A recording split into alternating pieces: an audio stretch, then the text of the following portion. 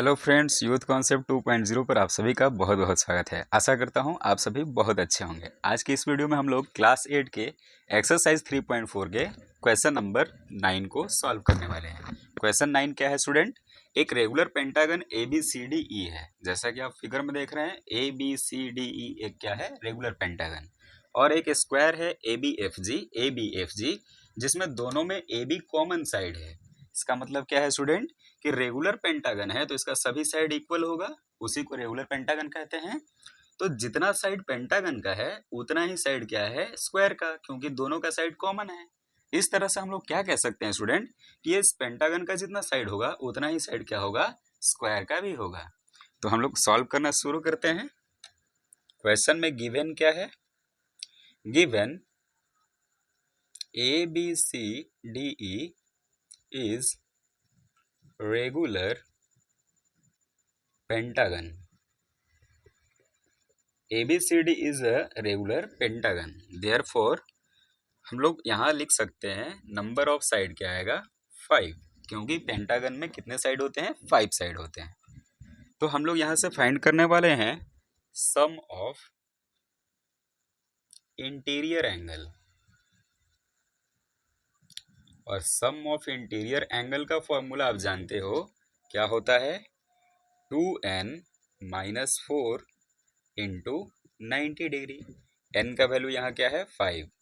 2 into 5 - 4 into 90।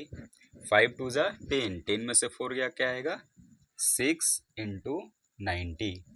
हमारा यहाँ क्या आ गया? 540। 540 is the sum of interior angle. और इस सम ऑफ इंटीरियर एंगल किसका है? इस रेगुलर पेंटागन का है। अब हम लोग यहाँ पर फाइंड करने वाले हैं एंगल CBA, यानी ये एंगल हम लोग फाइंड करने वाले हैं। तो एंगल CBA क्या होगा? तो हमारा टोटल जो सम है 540, उसमें हम लोग 5 साइड से डिवाइड करेंगे तो हमारा एक एंगल आएगा 108 डिग्री। तो ये हमारा एंगल कितना आ गया? 108 डिग्री। ABFG क्या है? स्क्वायर है, और स्क्वायर का एक एंगल कितना डिग्री होता है? 90 डिग्री। यानी कि आपके पास FBA एंगल कितना है? 90 डिग्री। Clear student? यहाँ से हम लोग फाइंड करने वाले हैं FBC। ये जो आपको ट्रायंगल दिख रहा है, इसमें हम लोग B एंगल को फाइंड करने वाले हैं। यदि B का बात करेंगे तो पूरा सर्कल कितना होगा? 360 डिग्री। तो यहाँ से हम लोग फाइंड करने वाले हैं FBC 360 माइनस, क्योंकि पूरा सर्कल क्या होगा? 360 का। 360 में से हम लोग माइनस करेंगे 108 और 90 का सम, तो बचा हुआ ये हमारा पार्ट एंगल B फाइंड हो जाएगा। तो 108 प्लस 90, ये यहाँ से क्या आया student? 360 minus 190 is equals to 162 degree. ये हमारा एंगल कितना आ गया? 162।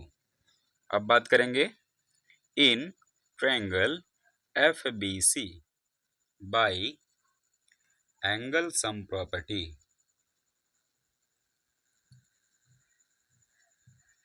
एंगल सम प्रॉपर्टी क्या है? यदि FBC एक ट्रायंगल है तो इसके तीनों एंगल का सम 180 डिग्री होगा। तो एंगल F को कैसे रिप्रेजेंट करेंगे? एंगल BFC प्लस C को कैसे रिप्रेजेंट करेंगे? एंगल BCF प्लस B को रिप्रेजेंट करने के लिए एंगल FBC। ये क्या होगा? 180 डिग्री। क्लियर? तो BFC ये एंगल तो मुझे मालूम नहीं है, और ये एंगल तो फाइंड ही करना है, ये भी मालूम नहीं है। जबकि FBC मैंने अभी अभी फाइंड किया है, वो क्या है? 162 डिग्री। तो इन दो एंगल को हम वैसे ही लिखेंगे, बाकी हम लोग FBC का वैल्यू पुट करेंगे 162।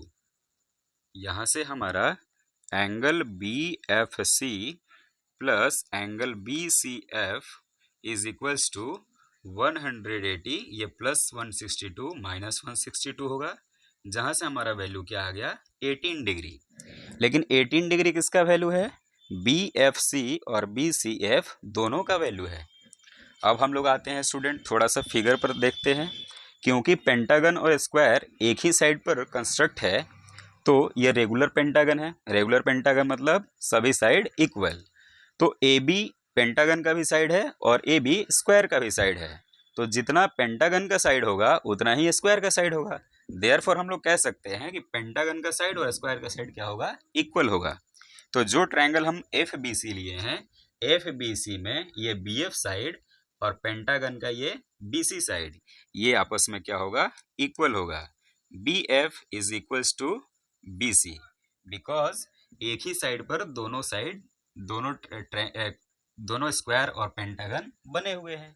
तो एक ही साइड पे दोनों बने हुए हैं तो सभी दोनों का साइड क्या होगा, इक्वल होगा। इस तरह हम कह सकते हैं B F is equal to B C इस ट्रायंगल में। तो एफ बी सी कौन सा ट्रायंगल हो गया, आइसोस्केल ट्रायंगल हो गया। तो आइसोस्केल ट्रायंगल में ये दोनों एंगल क्या होंगे, इक्वल होंगे। और दोनों का सम यदि 18 है तो यदि आप लिख सकते हैं यहाँ से angle B F C is equal to angle B C F. दोनों का सम यदि 18 है और दोनों इक्वल है तो एक आप कैसे फाइंड करेंगे, 18 में 2 से डिवाइड लगाएंगे तो एक एंगल आपका आ जाएगा 9 डिग्री। आशा करते हैं स्टूडेंट ये वीडियो आपको हेल्पफुल लगा होगा। यदि आप